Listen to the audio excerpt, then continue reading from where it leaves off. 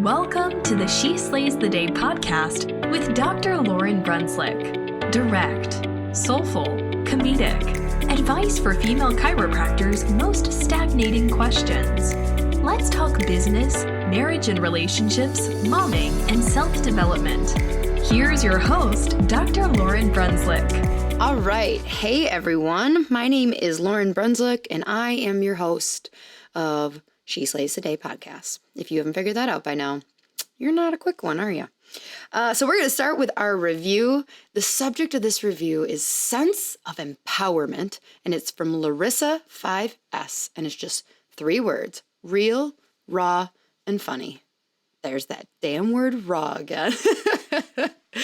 I was thinking about on a run the other day, this whole raw thing, because I was about to be, this sounds bad. I'm not name dropping here, I swear. I was about to be interviewed by the Her Story podcast for the WDC. And earlier that day, I'm like, just try and come across, this is all in my head while I'm running, just try and come across like you have your shit together, okay? I had just listened to a couple of interviews, and the women are just so, they have this cadence and this calmness, and I'm like, yeah, try and be more like that. And I was wondering, I wonder if as I talk more and more in life, if that rawness will become more refined. But I don't know. I've been talking for a long time now, and I don't know. It might just stay raw. I hope it does. Okay, so let's pray, and then we will dive into today's subject. Dear God, hey, long time no see. I'll show up as a nicer version than me 10 minutes ago screaming at the person in front of me who cut me off. So help me be calm, help me be kind, and just help everyone listening to put aside their ego and take in whatever they need to get from this. Thanks so much for bringing the women to this podcast who need to hear it and are getting something out of it. Please just continue to use me however you want. I know I just get 5 steps ahead of you, and then you rein me back in. You're like, hey, that wasn't my plan. So just continue to work through me and whatever you need me to do and say for them. Amen. Okay, so today's question comes from a doc, and she says, Dear Lauryn, I'm a new doc, 1 year into private practice. I specialize in women, pregnancy, postpartum, and pediatric populations. My question is in regards to how to overcome imposter syndrome as a newer doc and how to build confidence, not only when talking with patients, but when networking and co-managing with other medical professionals. Here's a little background. I graduated from Cleveland Chiropractic in August of 2017, had our second son in February 2018, and opened my practice in June 2018. My husband and I also have a 4.5-year-old son who has autism and sensory processing disorder. We are busy. I went into practice as part of a management group, but found quickly that it wasn't aligning with my vision for my practice, so I made the decision to figure out exactly what I wanted to do and who I wanted to see in my practice. Helping women, especially pregnant and postpartum and children, are what I absolutely love and fills my cup. We average around 50 patients per week right now, but have so much room to grow and people to serve. The first year has been very interesting and a huge learning curve, especially with the business side of the practice. I'm not sure if you've taken the Enneagram. Girl, I love the Enneagram, but I'm an Enneagram type 2, so I tend to take care of everyone else's needs before my own. Oh yeah, you're the one they relate to the least. Just kidding, kind of, I love you. I also tend to overthink and overanalyze about things I say and do or not do, so in the office. So for instance, if I have a patient who doesn't take or continue with the treatment plan, I tend to overthink it and come up with ways I could have done things differently.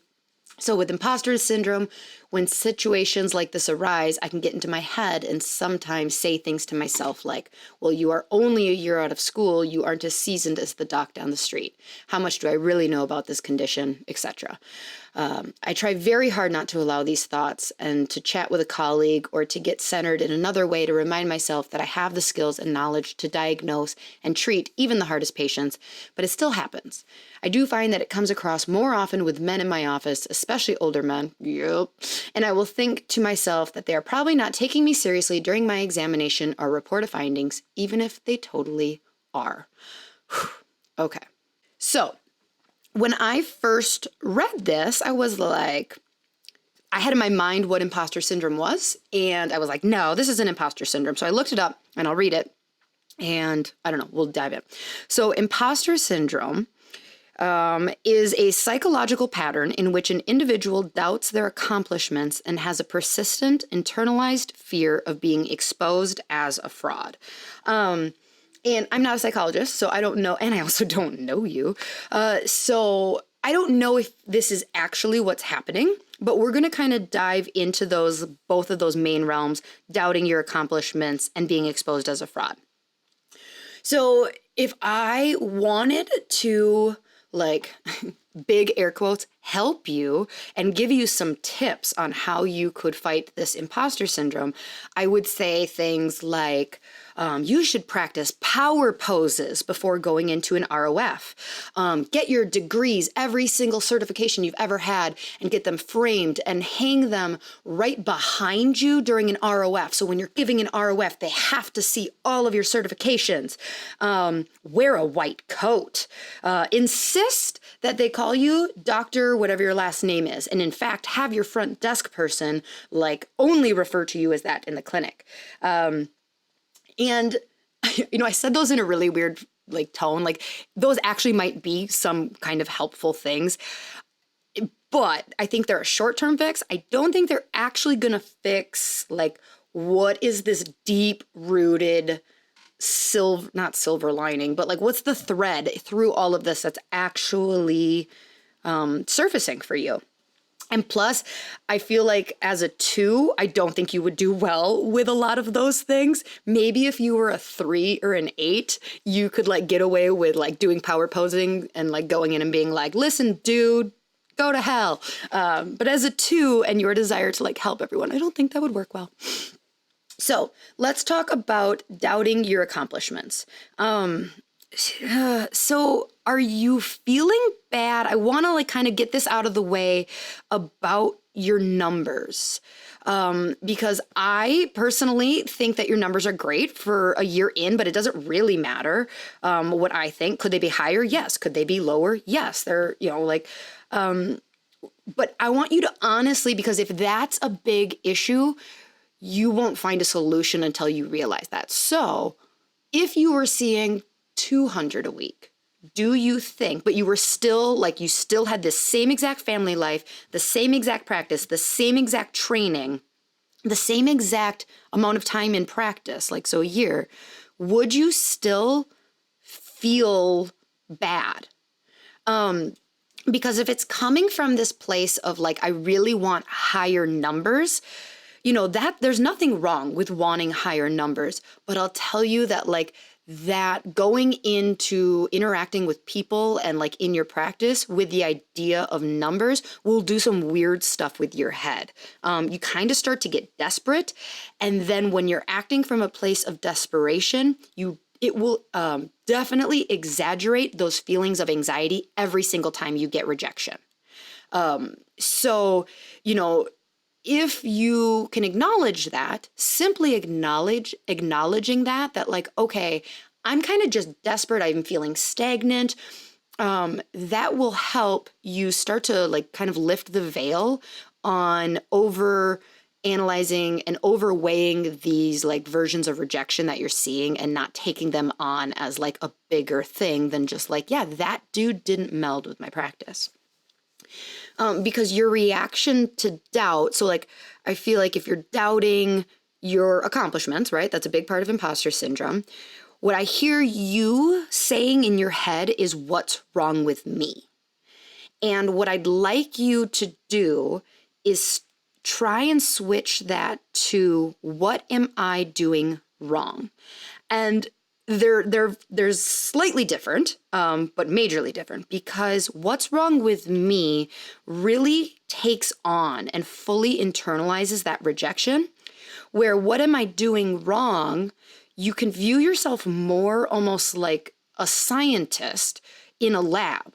Like, right, like we're dealing with people and these things gets very, very emotional. But just for a second, put yourself in a lab and you're trying to do something and it's failing.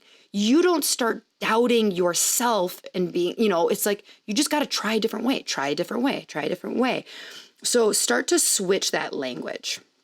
Maybe you might need a scorecard. A lot of times when we get in this area where we're really overanalyzing our losses, most of the time these people are completely glazing over their successes. So look at what you define as a loss, but then also look at what you define as a success. Because I'm not telling you to not pay attention to your losses. Like, no, you want to grow, you want to do more, you want to help more people. So like, is a loss an ROF that doesn't convert, a new patient who calls but doesn't get on, somebody who drops off? Like, those are probably all quote unquote losses, okay? And that's okay. Because when those happen, there's room for improvement. And figure out what you're doing that happened. That's great. I mean, I've been in practice 9 years and I'm still doing that.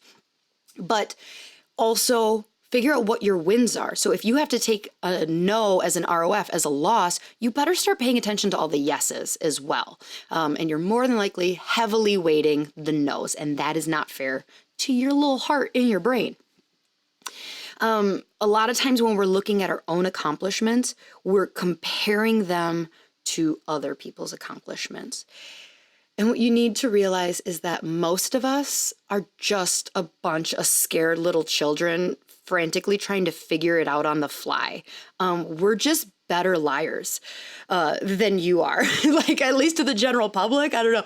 And especially if you're comparing yourself to the people you see on social media, giving speeches, writing books, putting themselves out there in our profession, we're all a bunch of 3s and 8s. I'm just going to talk in this language because you know Enneagram. So like, we're achievers and we like fly off power and this and that. Like, it doesn't make us more accomplished than you. It just means we're like more confident and cocky walking around doing things. That's a really overgeneralization. I'm a 3, so I'm talking more about myself. I don't know.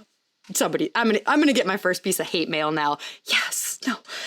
So no, like, you can't just, is that social media thing that we've been told we need to be careful of like, don't look at that chiropractor down the street even and go like, oh my gosh, they've accomplished so much more than me.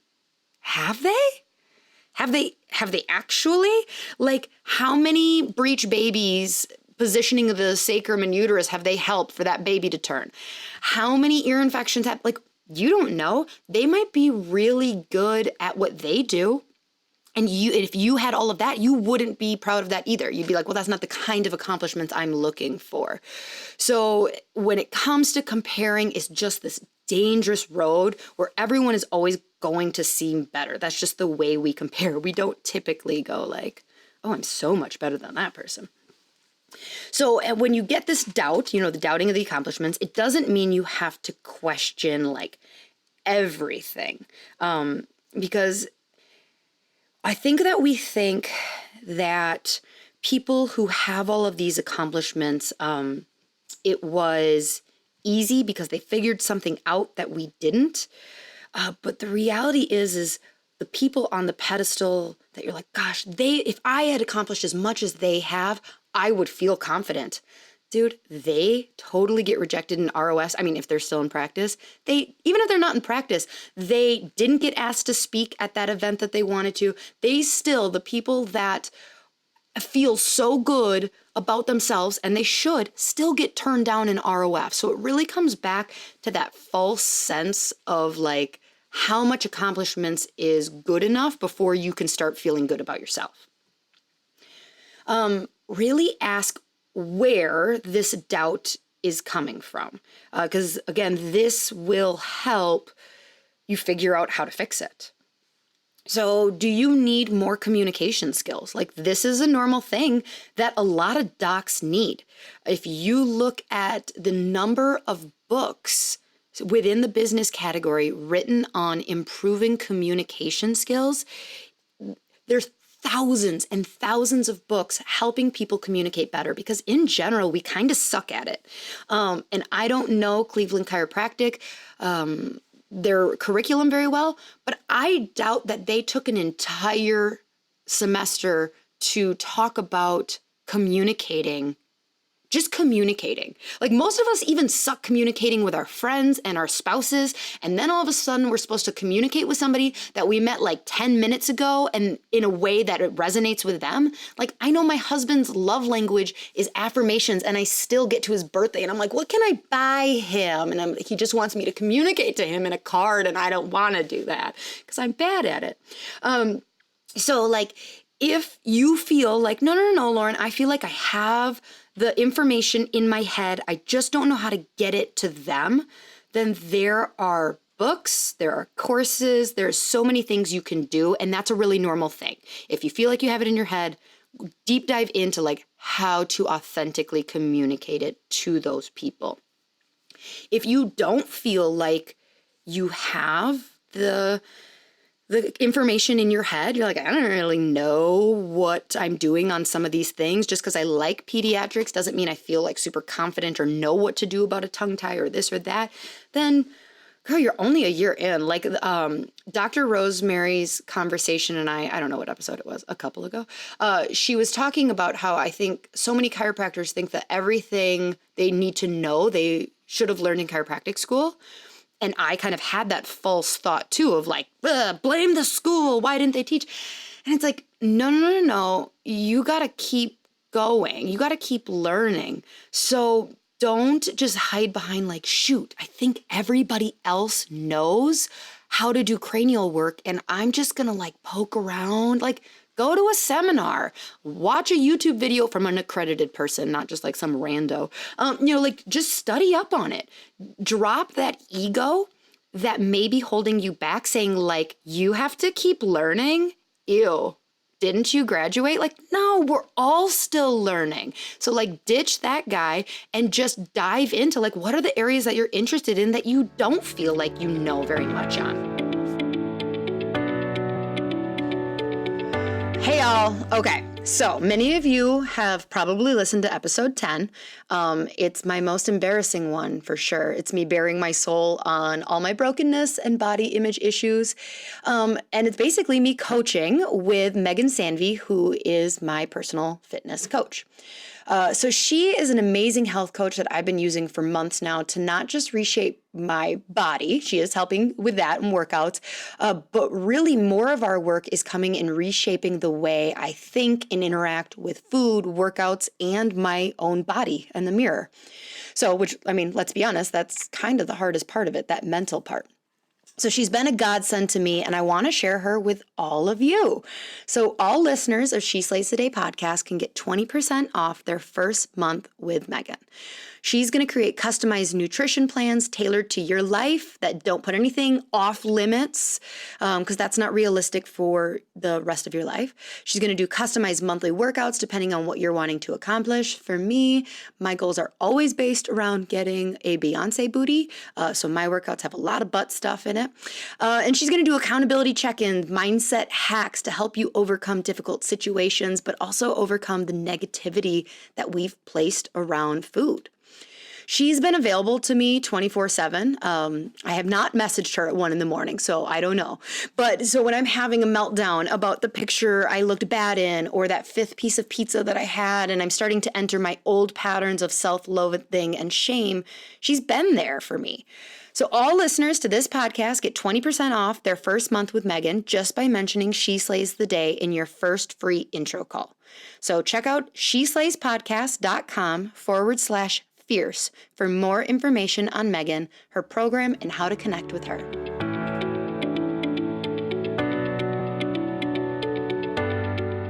Okay, so if it does come back to the numbers, we're going through like, where is this doubt coming from? We're going to kind of like touch on some of these sore subjects. Some of them may not be relevant to you. So I'm just throwing out a bunch of stuff. Okay, if we were over coffee, this would be helpful, but you're not in front of me right now. So if it comes back to the numbers, realize that the patient in front of you doesn't know how many people you're seeing. And they also don't know what is good at all. Like literally, they might think that you see, 3 people a day. And that's a lot. Or they may say like, I don't know, like they don't have any concept of what is normal within the profession. So if it does come back to numbers, realize that like that's your thing and you got to get over that. But the person in front of you doesn't care. Okay, this is a really sensitive one. I have to bring it up though, because it is a little bit of my own story. So I'm not going to put it on you. So don't get offended here. Okay. So you mentioned that you have a child that has ADHD and autism and sensory processing disorder. So, I know that it can be very difficult, for instance, for a woman who tried for a natural birth and ended up having a C-section. She often feels very difficult saying that chiropractic can help with birth outcomes because they feel like a liar because they were under chiropractic care and they ended up getting a C-section. So in the pediatric population, I'm assuming as a chiropractor that you did everything in your power to have a gorgeous birth and a child that, is typically developing. Because chiropractors are dipped in gold and we don't vaccinate and we don't do dyes and we don't do all this stuff and it delivers perfect children, right? This is like one of my biggest soapboxes within chiropractic, because then what happens when we have a child that has ADHD? So I've talked about my daughter, Charlie, a lot. She has undiagnosed, completely diagnosed by me, mild, I don't even want to call it sensory processing disorder or ADHD. She has tendencies that go that way. And I can definitely tell when she hasn't been adjusted as much, but I know when we first kind of discovered when she was 4, like, this isn't, I don't know that this is normal growth and development. It put a lot of doubts in me because I'm supposed to stand in front. I mean, I give an ADHD workshop to people, like saying like, I as a chiropractor can help your kid have less symptoms. And so then in my head, I'm like, oh my gosh, we had a perfect birth and I didn't vaccinate. So like, how can I stand here and say that I can help that, So again, inside our head is often a dark and crazy place. I bring it up purely, I hope you say like, no, that has nothing to do with it. Fantastic. But if it does, like there is so much room there for you to work through that. And there is definitely people who can help you through that and share similar stories. We just tend not to be loud because we hold a little bit of embarrassment of like, yeah, that was kind of mine. So if you feel like that's it, reach out to me or we can chat. Okay. So that's kind of that whole like thing of doubting yourself. You really got to figure out, where is that coming from? So the second part of the definition of imposter syndrome is worried about being exposed as a fraud. And this is equally as much of a minefield? Minefield. Oh, crap, I suck. It's one of those things where walking on eggshells that is sensitive. It's really sensitive and you have to do this deep work. It would have been so much easier for me to just go back to the damn power poses thing for you. But you got to ask yourself, where is this coming from? Because here's the thing I know that you can't be exposed of. You are a licensed chiropractor. So you can't be exposed as a fraud of a chiropractor. That's impossible. You have a degree. So are you being authentic? Then like, what are you really worried about being exposed as? Are you really just worried that they're going to expose your own internal doubts and beliefs? So when you're communicating with a patient or you're marketing with different professionals, if you think that you're not being authentic, you need to look and go, where's the incongruency? Whose words am I saying in an ROF room or a day one or on the phone? Whose words are you repeating and why? Because if they're not your own words, or if you're using somebody else's script, but you don't know the why behind them, what's going to happen is you're going to feel super incongruent and unauthentic. And that is going to be the biggest thing that you're worried about being exposed as a fraud, because you're likely just worried they're going to go like, well, why 36 visits? Or like, why this, why can't you do that? And you're like, ooh, I don't know. These are just the things that I've been told to say. So the biggest thing with that is, again, figuring out your own authentic voice. Now, going up to before of saying like, there's a good way to communicate it. Like, look into the books and the coaching of this to figure out how to communicate your own voice in the best way, but it's gotta be your why. Otherwise, you're always gonna feel like a fraud and worry about being exposed. If you don't have your principles figured out, which a year in is really common that we don't, because our principles in the beginning are like, I need patience, I need money. Do you have a pulse? Yes. Sounds good. Do you have a credit card? Even better. Come on in.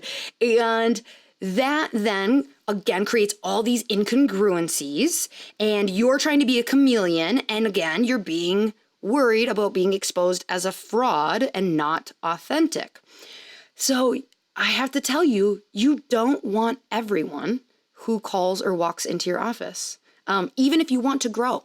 And that's the thing is where some docs are like, yeah, but I want to be seeing more people than I am. Of course you do. That's okay, but that doesn't mean that you have to try and sell your clinic, yourself, and chiropractic to every person. You don't have to want them. And this is something that often comes later down the road, but if you can try and master this thought process now, oh, it would be so great for you. So for instance, you mentioned that you don't, like this often happens with older men in your office.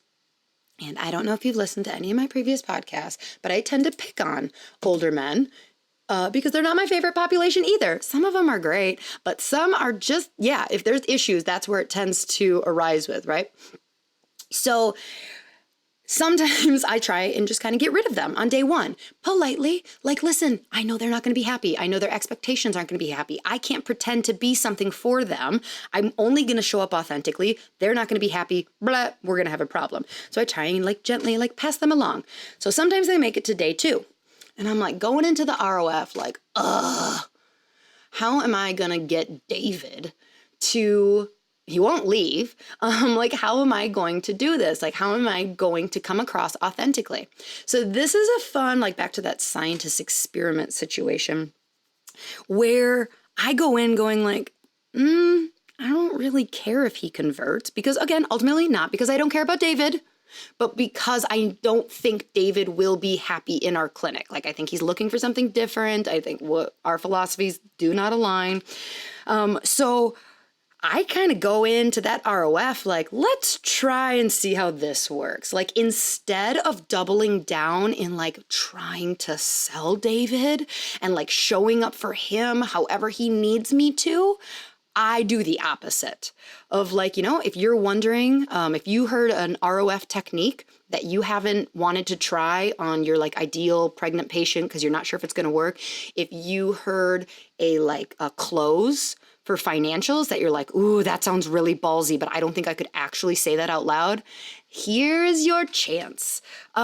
Because if you can identify that you care about David, but he's not like, you're not desperate to have him in your clinic, try it out and go in with that mentality of like, well, let's see if this works.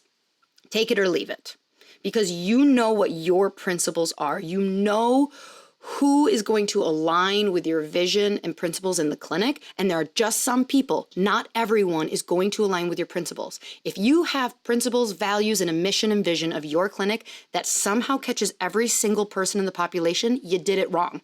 Go back and do it again. Because there will automatically be people who are alienated in that. And that's okay. That's why we have lots and lots of chiropractors who do lots and lots of different things.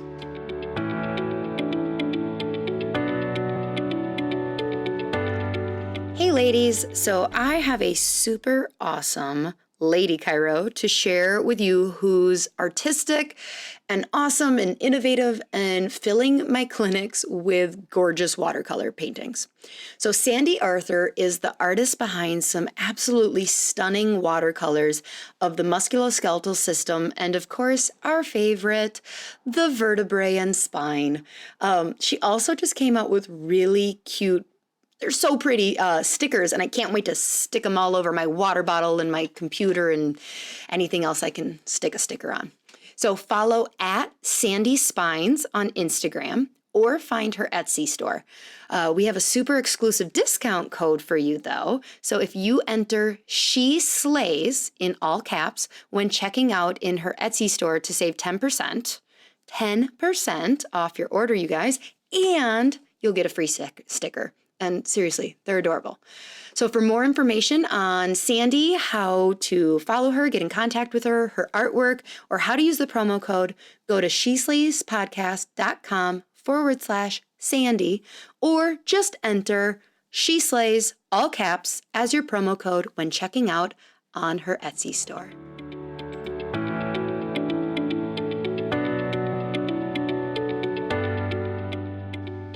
So if you don't know, like, what you are worried about, you need to just go back to yourself. Go inside, be honest, find out, do the work. Aligning with a mentor or a group. I know you said you were you didn't say you were burned. You just said like you were with a management group, but found out it wasn't aligning. There are so many others. There's a couple in my head that, again, I think you'd benefit from. Reach out to me. I can let you know. But just team up with people. Team up with people who got your back and say like, no, you know this, but they're going to force you to be authentic, not force you to do their thing.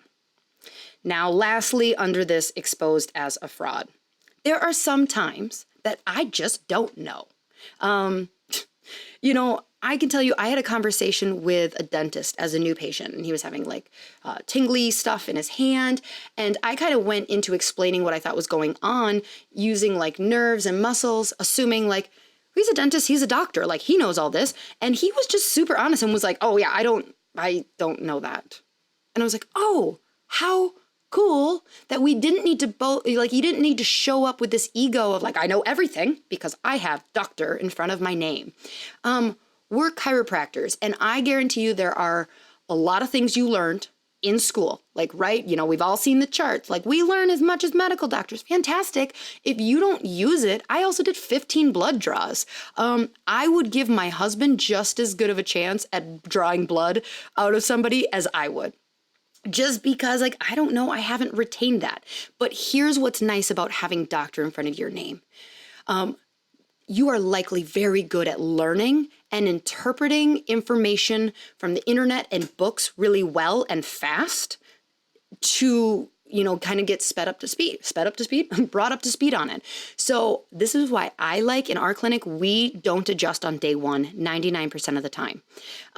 We do that because I like to look at scans and interpret and put together like an organized care plan.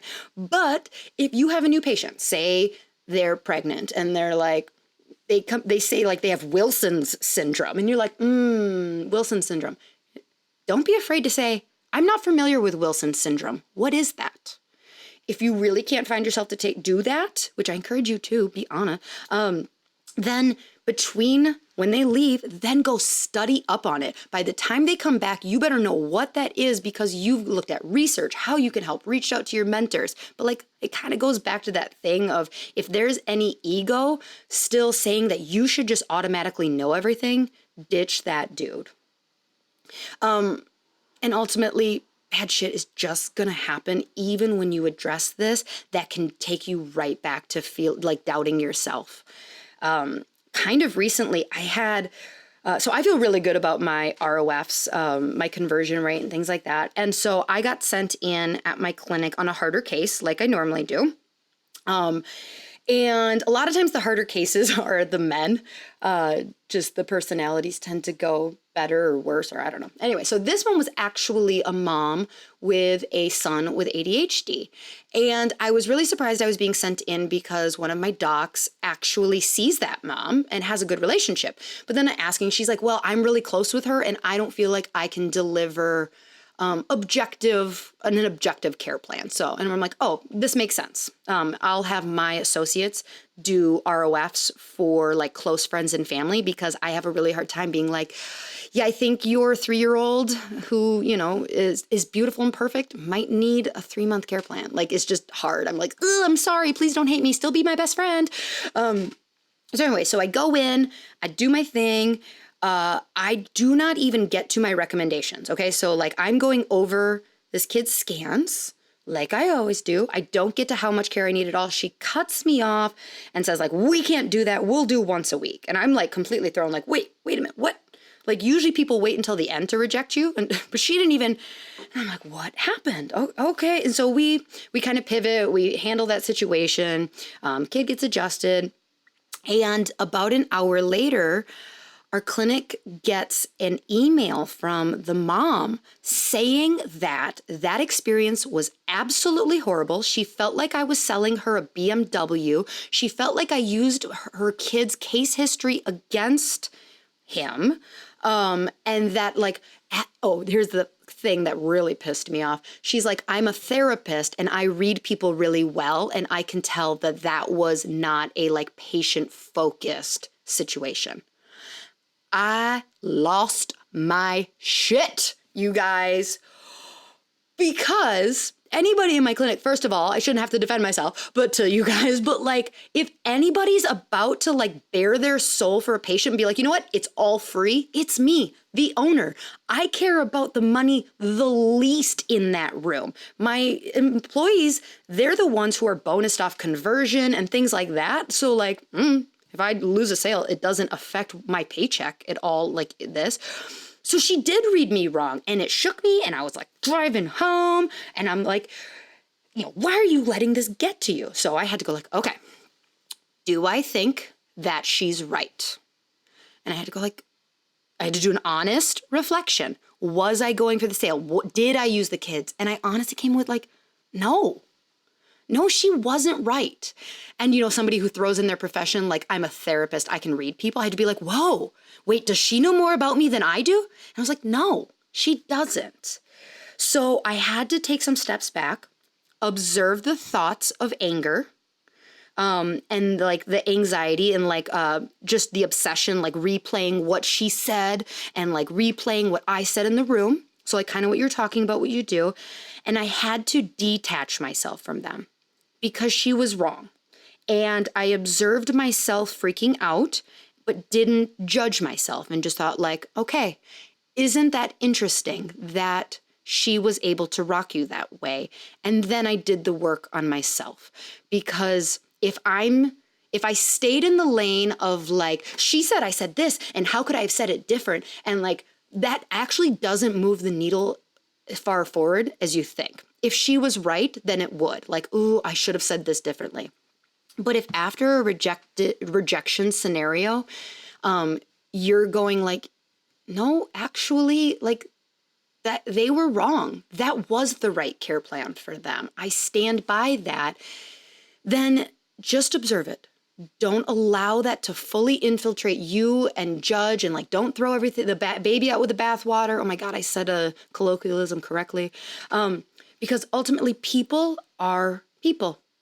I use the example in my ROF when I do get to the point of like, we get all the way through financials and I'm talking about like, if somebody pays up front and in the state of Wisconsin, I don't know about your state, but in the state of Wisconsin, like if somebody wants a refund, you have to give a refund. And so I'm explaining that and I say like, I use the example, if you don't like the shirt I wear for why somebody might want a refund. And they always laugh. It kind of lightens the mood, which is helpful. But also it's because the absurdity of why people say no all the time is not that their reason is absurd. It's that it's absurd that I would be so egocentric to think it's about me 100% of the time. Most of the time, they came, they sat. The fact that they called, they already trust your expertise. If they're saying no, it has likely to do with them, their money, their time, but their actions. People just have their own experiences in life and how they perceive things. And it rarely does have to do with you once you've done the work. If you go through the checklist and you're like, I am being authentic. I do have the skills. I am communicating it well. it might not be you, and you just got to be okay with it. And I'm like, some people will, some people won't. Who cares? Someone's waiting. It's a famous sentence somewhere in life. So speaking of a famous sentence, I want to end this podcast with a quote from one of my favorite goddesses, Brene Brown. And she says, "To be the person that we long to be, we must again be vulnerable. We must take off the armor, put down the weapons, and show up and let ourselves be seen." I hope that this was really helpful for you. I hope that one of the things that we touched on, you can identify as the root of this feeling of imposter syndrome. And know that this is normal. This is super normal where you're at in life. And the only way to go is to move through it and work through it. And that is how you are going to get better. So thank you everyone for listening. Please leave a review for She Slays. I might just read it. Let's come up with a different word besides raw though, you guys. Come on. No, I'm joking. You can keep doing that. Unless you didn't like this podcast, then don't review it. Send in a question. If your question is simple and easy, we might just answer it right away in the beginning of our next episode. So until next week, bye, She Slayers.